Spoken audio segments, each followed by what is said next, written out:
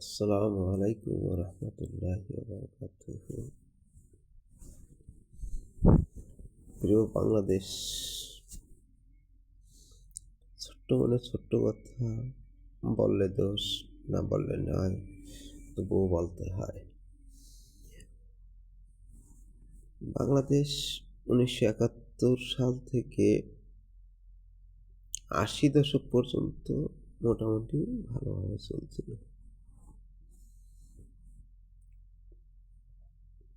90 দশক, 2000 থেকে 2026 পর্যন্ত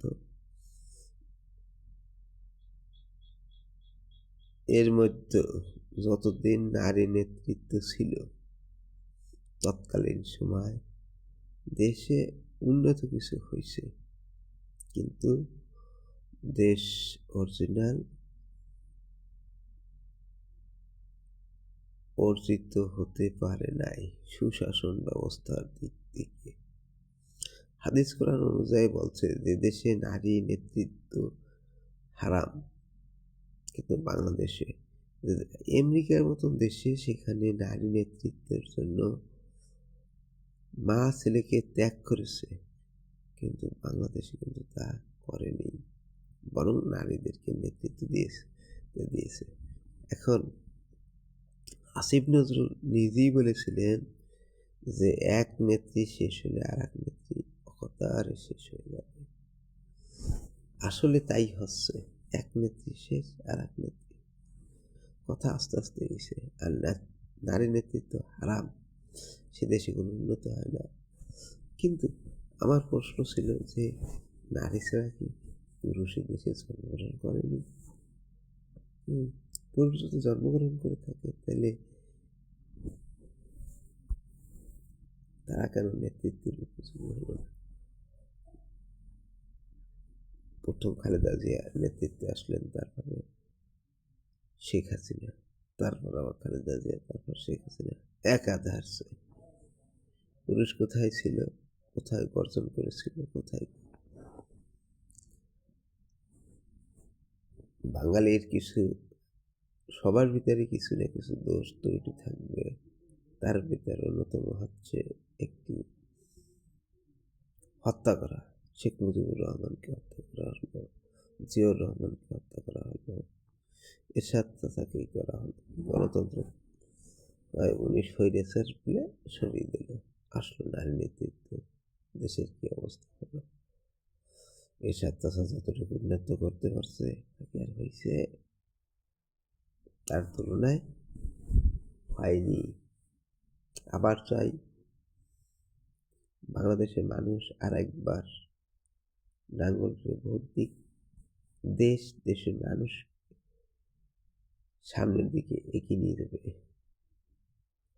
তাদের হাতে কলম, তাদের জন্য রাজনীতি নয়, তাদের জন্য শিক্ষা। শিক্ষা জাতির মেরুদণ্ড, একথা মনে রাখতে হবে। আর যদি শিক্ষা হয় যদি জাতির অকল্যাণ, শ্রীলঙ্কার দিকে রাসূল সাল্লাল্লাহু আলাইহি ওয়াসাল্লাম বলছেন যে তুমি যদি শিক্ষা গ্রহণ করতে যাও, চীন সফর করো। আবার চীন কখনো করলো, শিক্ষা দীক্ষাকে অবাঞ্ছিত ঘোষণা করলো। বর্তমানে আবার শিক্ষা চালু করেছে, কিন্তু অবাঞ্ছিত ঘোষণা করে। অনপেক্ষিত ব্যবস্থা বুঝে, অবস্থা বুঝে ব্যবস্থা নেয় চীন, সেই রাষ্ট্র। আমার কথা হলো কি, অবস্থা বুঝে ব্যবস্থা নিতে হবে।